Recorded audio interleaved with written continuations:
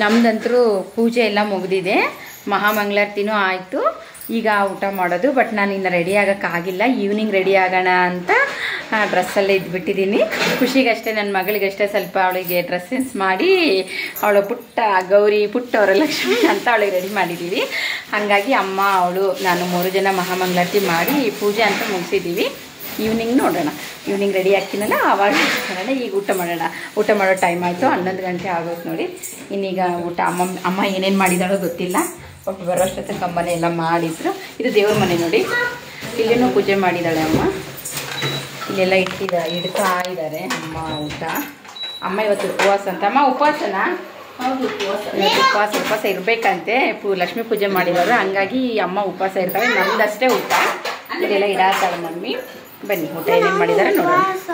ಹೋಳಿಗೆ ಸಾಂಬಾರ್ಗೊಂದು ಒಗ್ಗರಣೆ ಕೊಟ್ಟಿಲ್ಲಂತೆ, ಈಗ ಒಗ್ಗರಣೆ ಕೊಡ್ತಾ ಇದ್ದಾಳೆ. ಅಂದರೆ ಎಲ್ಲ ಅಮ್ಮನೇ ಮಾಡ್ಕೋಬೇಕಲ್ಲ, ಅಕ್ಕ ಬೇರೆ ಬಂದಿಲ್ಲ, ಎಲ್ಲ ಮಮ್ಮಿನೇ ಮಾಡ್ಕೊಂಡಿದ್ದಾರೆ. ಈ ಕಡೆ ಹೋಳಿಗೆ ಸಾಂಬಾರು ಮಾಡಿದ್ದಾರೆ, ಅದಕ್ಕೆ ಈಗ ಒಗ್ಗರಣೆ ಕೊಡ್ತಾ ಇದ್ದಾರೆ. ಅಷ್ಟು ಕೊಟ್ಟರೆ ಮುಗಿಯುತ್ತಲ್ಲ. ಪಾಪಡ್ ಮಾಡಿಲ್ಲ ಪಾಪಡ್ ಮಾಡ್ತಾಳಂತೆ. ಈ ಕಡೆ ಪೂರಿಗೆ ಲಟ್ಸಿಡ್ತಾಳೆ. ನಾನೇ ಪೂರಿ ಕರಿತೀನಿ. ಈಗ ಲೇಟ್ ಆಗುತ್ತೆ. ಇದು ಮನೆ ಆ ಕಡೆ ಇಲ್ಲಿ ಅಲ್ಲಿ ಇಟ್ಟಿದ್ದಾರೆ, ಇಂಡಕ್ಷನ್ ಸ್ಟವ್ ಮೇಲೆ ಇಟ್ಟಿದ್ದಾರೆ. ಅಲ್ಲೋಗಿ ಪೂರಿ ಮಾಡಬೇಕೀಗ. ಗ್ರೇಟ್ ಎಲ್ಲ ನಮ್ಮಮ್ಮ ಆ್ಯಕ್ಚುಲಿ ಎಲ್ಲ ಅಡುಗೆನೂ ಮಾಡಿ ದೇವ್ರ ನಡಿಗೆ ಇಟ್ಟು ಪೂಜೆ ಎಲ್ಲ ನಾನು ಬರೋಕ್ಕಷ್ಟಿದ್ದ ಆಗಿಲ್ಲ. ಹಂಗಾಗಿ ಬೇಗ ಬರೋದು ಎಲ್ಲ ಲೇಟ್ ಆಯಿತು.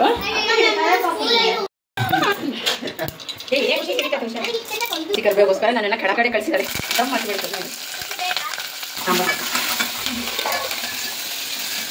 ಆಲ್ರೆಡಿ 3 ಜನ ತಿನ್ನಕ್ಕೆ ಕೂತ್ಬಿಟ್ಟು ತಿಂತಾ ಇದ್ದಾರೆ. ನನ್ನವರೆಗೂ ವೇಟಿಂಗ್ ಇಲ್ಲ, ಏನಿಲ್ಲ. ಆಲ್ಮೋಸ್ಟ್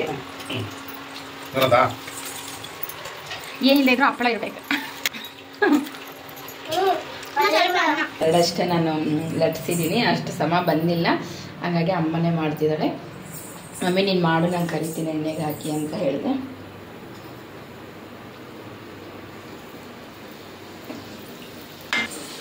ನೋಡಿ ಇಷ್ಟು ಮಾಡೀನಿ, ಇವಿಷ್ಟು ಕದ್ದಿದ್ದೀನಿ. ಇನ್ನೊಂದು ಚೋರಿದ್ದಾವೆ. ಆ ಮುಗಿದ ಮೇಲೆ ಇನ್ನೂ ಸ್ನಾನ ಮಾಡಬೇಕು. ಸಾಯಂಕಾಲ ದೇವರಿಗೆ ಪ್ರಸಾದ ಮಾಡಬೇಕು.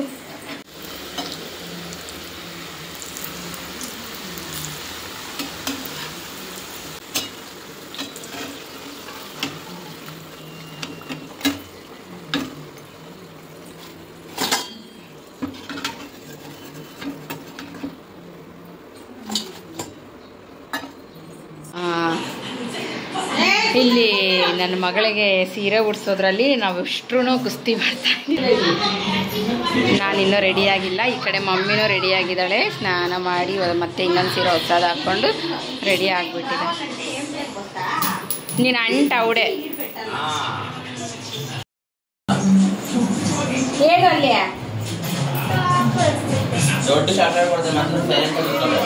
ಅಲ್ಲ, ಅರ್ಧ ಫಿನಿಶಿಂಗ್ ಆದರೂ ಆಗೈತೆ. ಅವಳು ಸ್ಯಾರಿ ಉಡ್ಸ್ತಿದ್ದಾರೆ ಅಕ್ಕ.